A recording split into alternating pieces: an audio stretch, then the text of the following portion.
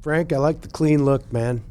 Oh, thanks. I do. You look like a The aerodynamics. like a good, Welcome, decent everybody. young man.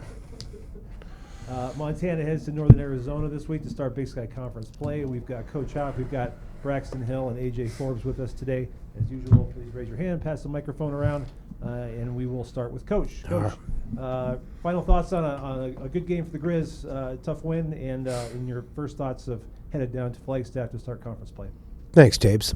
Well, we're excited to be 3-0 and come through the first 3 games with 3 wins. It was great to get a grinded out win last Saturday night against a good team when it just seemed, from our perspective, it seemed like every break was going against us, and we just kind of found a way to get it done.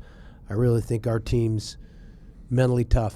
In fact, I don't think it, I know it. We have a mentally tough football team, and that'll hopefully pay dividends for us in the upcoming weeks once we get into conference play. So, obviously, we start conference play this week on the road at NAU. It's a great place to play. I've always enjoyed playing in the Walk-Up Sky Dome. There's a clean slate for both teams. We're both 0-0 in conference play. We're just kind of getting into our preparation for them, but Coach Ball does a great job. They're well coached. They've got good players. They'll be a test. So, yeah, that's kind of how the week sets up.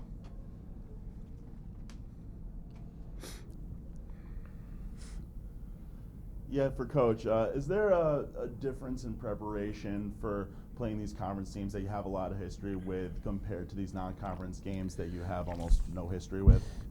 There's not really a difference in preparation, but you do have some historical background and some institutional knowledge on them, and oftentimes it's coaches on staff that you've coached against either there or other places, so you have some background with them, which is the case with NAU. And last week was quite odd that way, really not having any gauge, any common opponents, any history. It was that's more difficult, I think, because you can't get a personnel evaluation. You really don't know how they're going to look. I mean, I've never seen so many big bodies on a sideline when they walked out there. They're big.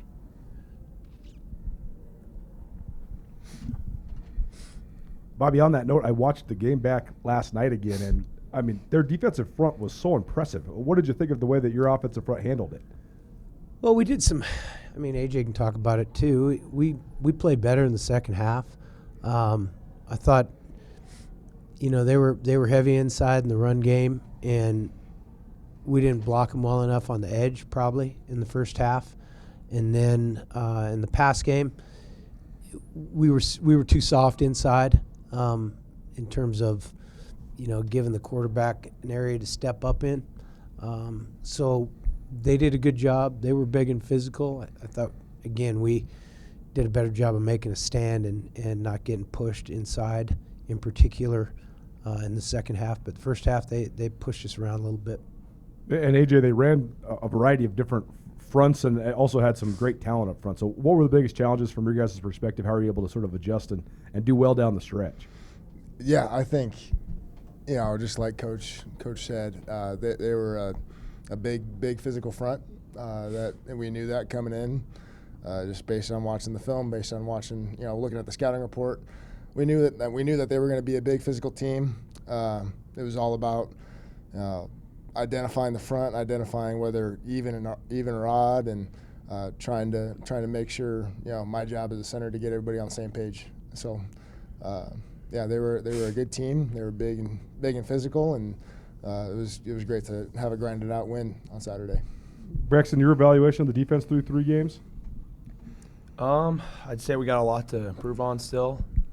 Obviously, always want to hold them to 0. But I think we've made great leaps in each game, from week 1 to week 2 to week 3, and we just got to, keep taking the coaching and keep improving there. I mean, no need to go into specifics, but the stuff you guys are doing on the back end coverage-wise seems like there's a lot of variety there now. What have you thought of the defensive secondary and their ability to sort of pick that stuff up? Yeah, it's been great. When our coaches give us the game plan, that's the plan, and we're gonna do our best job in whatever they give us, and yeah, it's been good. Bobby, same thing for you. Just having Ronnie Bradford now calling the defense, and also Timmy back helping with the defense too. How much has the back end diversified, and how have those guys, in your opinion, picked things up? I don't think it's anything, too out of the box, but we're trying some new things coverage-wise that those guys have brought to the table, and I think that's been good. I think it's been productive. Good. I've mentioned this repeatedly. I think they have a good working relationship between the two of them, and a lot of experience coaching the secondary, and I think that's helped our guys.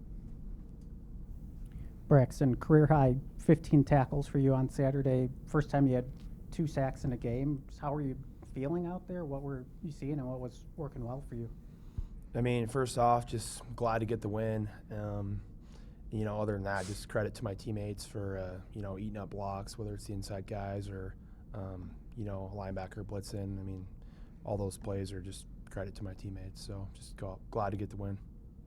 Linebacker core, a couple guys taking on some bigger roles this year.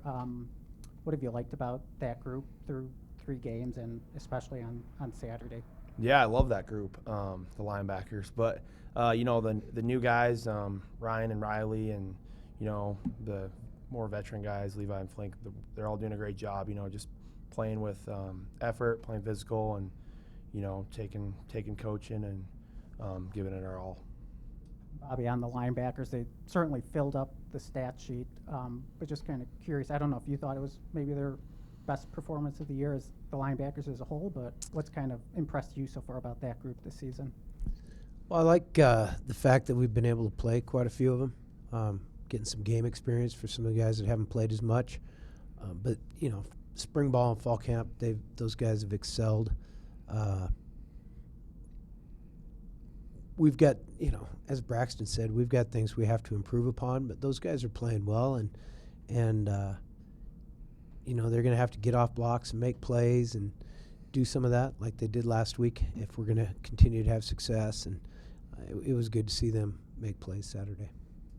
No Riley Wilson out there. Is curious why he didn't play and when you expect him back. Yeah, he was unavailable Saturday. Had Evan Schaefer out there a little bit at nose tackle. Just curious about that decision and how you think he played. Yeah, just curious in regards to just why you had him out there on the defensive side of the ball. Yeah, he was out there because we're thin. We've had some injury and attrition at the nose spot, and we don't want Alex to play every play. I just don't think it's productive at that position. So we're trying to get production out of our nose position other than Alex, and Evan's a guy that can do it, and so right now he's a two-way player for us. AJ, one question for you. Working on a story on Chris Walker, and at the start of the year he was named to Bruce Feldman's college football freaks list as a freak athlete. What's he like in the weight room, and has he always been like that going back to your time with him at Nebraska? Yeah, for as long as I've known Chris, he's been a guy that likes to be in the weight room, likes to push weight, likes to lift heavy things. Yeah, he's a guy who he's done a great job ever since I've known him, going back to our history. And then coming here, he's kept that same attitude and work ethic in workouts, in practice. Yeah, he's been a great addition to our team, and I'm glad he's here. Me too. Bobby, NAU lost a great quarterback to the portal this last year, but they brought in another guy, an FBS guy as well. So does the offense look different with a new guy at the helm? Well, no, not really. I mean, they're some of the things they're emphasizing, run game, pass game are maybe a little different, but I don't think that's quarterback based. I think that's just football. So they're pretty comprehensive in their run game. They're playing a lot of different people at the running back spots. they've got a real extensive screen game, which has got our attention, and they're good at it, and they call it a lot. So, all those things go into it. But I don't think that. Everybody runs the same thing, so it's not a wholesale change. They run our plays, we run their plays. Ferris State runs our plays, we run their plays. Alabama runs our plays, and we try to run their plays. So everybody runs the same stuff. It seems like they have a lot of speed at wide receiver, though, and they like to use them vertically and horizontally. So what sort of challenge is that for a defense? They have the two receivers that were, preseason all Big Sky guys. Very highly regarded. I think they've got good speed. I think they're good players.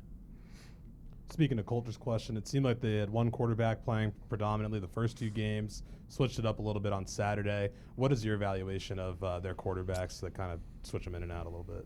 That's really a question for them. I don't know the whys or hows of why they do it or did it last week. That'd be a great question. If you can get the answer from Coach Ball on that, get it to me. The first couple weeks they played one, and then they played 2 last week, and I don't know why. And then it's kind of unique, like having a mutual non-conference opponent. Is that helpful for you in preparing for this game with the Utah Tech commonality? Kind of go back to your question where you have an idea on the personnel stuff. I wouldn't read too much into their game with Utah Tech. You turn it over 6 times, you're not going to win any games. So, that's what I wouldn't put too much into that. But I think it does help, just speed, judging speed and size and all the different things, yeah.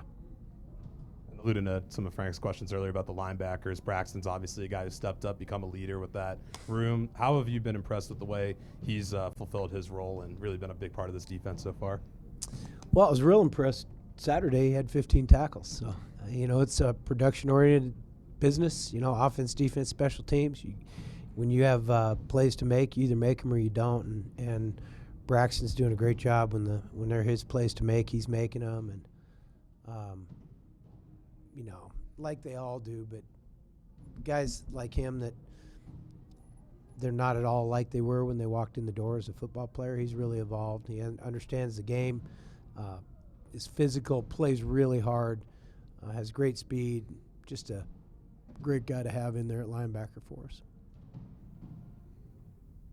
Bobby, your evaluation of NAU defensively, what do they look like? What's their alignment like? And what sort of challenges does that present? They've changed coordinators, so they've changed a bit on defense. The front stuff's a little bit different. They pick their game plan. We don't, but they've shown a want to cover the center up in a variety of fashions, and so we're expecting a lot of the game with the center covered up, and then playing the other 10 around that. You've coached at the Walk-Up Skydome plenty of times, both as an NAU coach, but also as a Montana's coach. What makes that venue unique? It seems like there's this sort of a different feel to it when you go there. Well, it's really a cool building. It's like one of the largest all-wood structures in the world, and it's loud in there, and I just think it's a neat place to play. And NAU's always good.